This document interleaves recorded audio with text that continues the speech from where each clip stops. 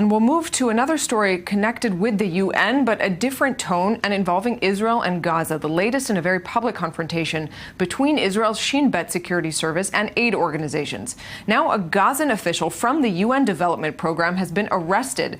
Israel alleges he abused his role to support the militant group Hamas that rules the Gaza Strip. Here's senior defense correspondent Shai Ben-Ari with the details.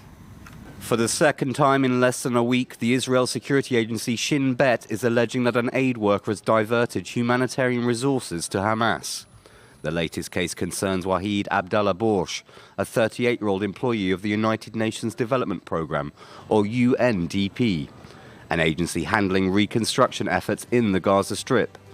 Borsh is an engineer and was responsible for demolishing houses damaged in fighting and then clearing away rubble. He is currently in Israeli custody, having been arrested on July 16.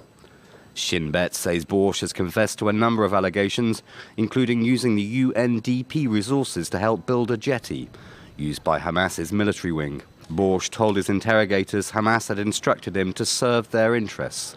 The Israeli allegations about the money leaks from the UNDP to Hamas are false and baseless. It is part of an Israeli plan to restrict the work of international relief organizations operating in Gaza in order to tighten the Gaza blockade.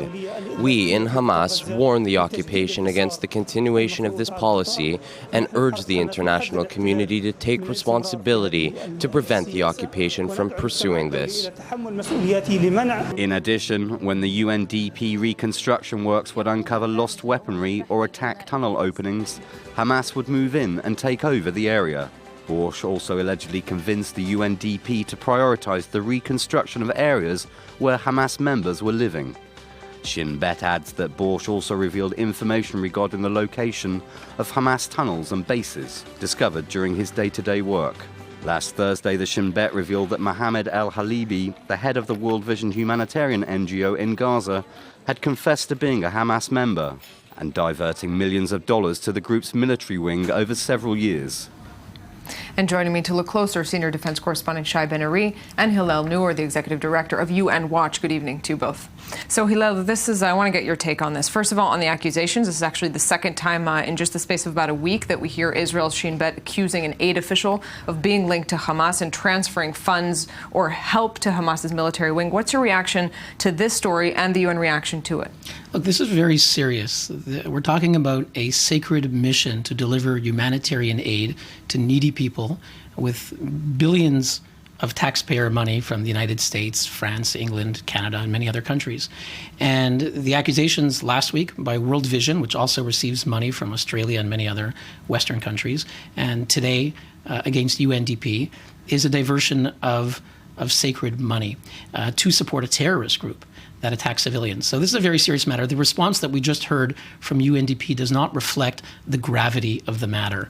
And I think it does reflect a culture of pandering to dictatorships generally around the world so that UNDP programs can stay in place.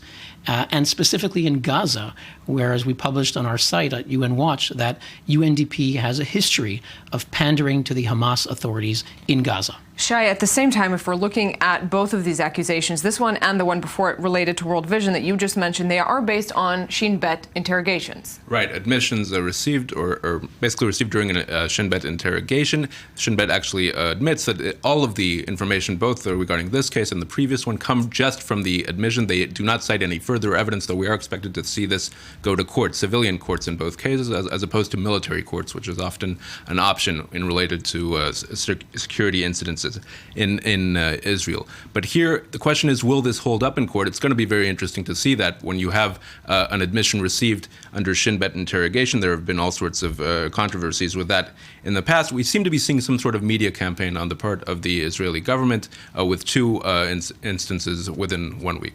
And just briefly, Hillel, today I spoke to a Gazan journalist. She told me that she saw this as a possible way for Israel to just restrict movement more and to affect the work of charities there, a more cynical view of this accusation coming from Israel. What's your reaction to that? Well, I think that's preposterous. There are dozens and dozens and dozens of humanitarian and other NGOs operating in the West Bank and in Gaza, and Israel has allowed them to operate. What we're seeing today, and this past week for the first time, is revealing what I think some of us suspected. And again, there is a culture. UNDP special representative in the Palestinian territories during the Gaza war was tweeting nonstop, virulent tweets against Israel, showing sympathy to Hamas. This is the culture in which these kinds of things are allowed to happen. On that note, we'll have to end this discussion. We'll, of course, continue to follow this story. Hillel, Neuer, Shai Ben-Ari, thanks very much for this.